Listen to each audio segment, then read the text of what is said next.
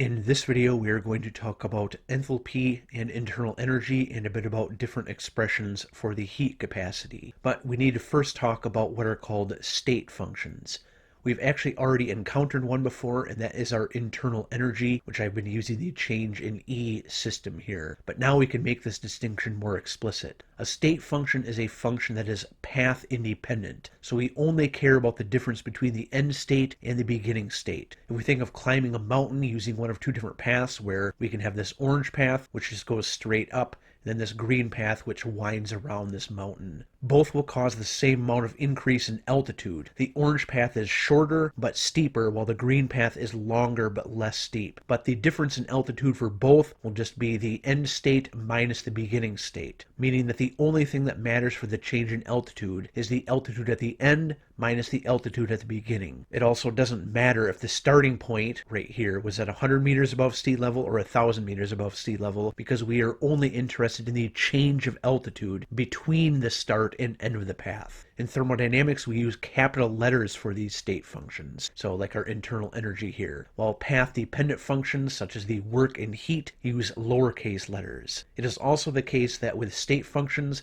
the integral is just the difference between the end and starting points, while for path-dependent functions, we have to add up all of the intermediate points. For internal energy, if no pressure volume work is done, then we have that the change in internal energy is just equal to this heat sub V here, where the subscript V is just telling us that the volume is not changing. In this case, the change in internal energy is exactly equal to Q. However, not all processes occur at constant volume, but instead usually at constant pressure. We define enthalpy as the internal energy of the system plus the pressure volume. For cleaner notation, I'm just going to use that this P int here is just equal to P. So when you see P right here, this lowercase p, that's just the internal pressure. Enthalpy is a state function, a function of the state variables of pressure, volume, amount, and temperature, with this as the derivative right here. So remember, this is the definition of enthalpy. It's our internal energy plus the pressure volume. If we use the chain rule on this pressure volume derivative, we end up with this right here. So it's the pressure times change in volume plus the volume times change in pressure. And so we end up with this right here for our change in enthalpy. For reversible processes, the internal pressure is not changing, and so we end up with this being equal to 0. This thing in red will cancel out, and so we end up with this right here for our change in enthalpy. Then, since we know that the change in internal energy is just the change in the work plus the change in the heat, we can make that substitution right here into our change in enthalpy. But since work is just this P times change in volume, we end up with this after making the substitution. And so this thing in purple is negative, this one is the positive. Those will end up canceling out, meaning that at constant pressure, we just have that the change in enthalpy is just equal to the change in heat, which when we integrate that, we just end up with the change in enthalpy being equal to the heat at constant pressure, which is what this subscript P is telling us. We said before that enthalpy is a function of the state variables of pressure, volume, amount, and temperature. In many cases, we're using closed systems, and so the amount of stuff is not actually going to change, and so we just get that the enthalpy is a function of pressure, volume, and temperature. Using the gas laws, we can always calculate one of the variables if we know the other two, so we only need to know how energy varies with respect to two of these three state variables. The two we pick depends on whether we are looking for internal energy or if we're looking for enthalpy. For internal energy, we will use the temperature and volume, and for enthalpy, we will use the temperature and pressure. The total differential for a state function is the sum of the derivative of the function with respect to each variable. So for instance, our internal energy here, when we change the temperature or volume, just ends up being this right here. So it just ends up being a function of that new temperature plus that new volume there, which for internal energy can be written like this. Recall that another definition of our internal energy was that it's the change in heat plus the change in work, where we can make this substitution for work, so we end up with this as our internal energy, and then we can substitute that into this equation up here, so we end up with this right here. Then we want to solve for dq, so we just end up adding this pdv to both sides, so we end up with this right here.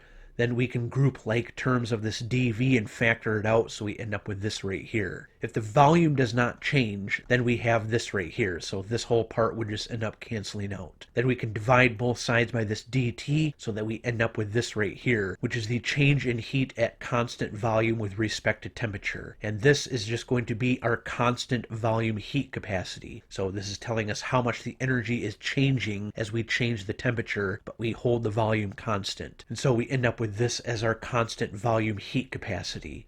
This could also be written this way, so now we're just sort of moving this dt back to the other side. We integrate both sides, and so that will give us the heat here, so the QV, but we know that at constant volume, the QV is just equal to the change in the internal energy. Because this constant volume heat capacity is usually close enough to constant, so it doesn't change if we are not changing the phase of the substance. So for instance, liquid water, if it stays liquid, then this constant volume heat capacity does not change between, say, like 50 degrees and 60 degrees Celsius. So we can take that outside the integral right here, and so we end up with this CV times delta T right here. And so then we can use that to get both the molar heat capacity, which is just this with the line over it, but also the specific heat at constant volume. Now consider an adiabatic free expansion of a gas, where adiabatic just means that there is no net transfer of heat, and free expansion, remember from a previous video, means that no work is being done. So there's no transfer of heat and no work being done here. We would then have the change in internal energy has to be zero, because remember the change in internal energy is just equal to the work plus the heat. So if neither of those is changing, then the internal energy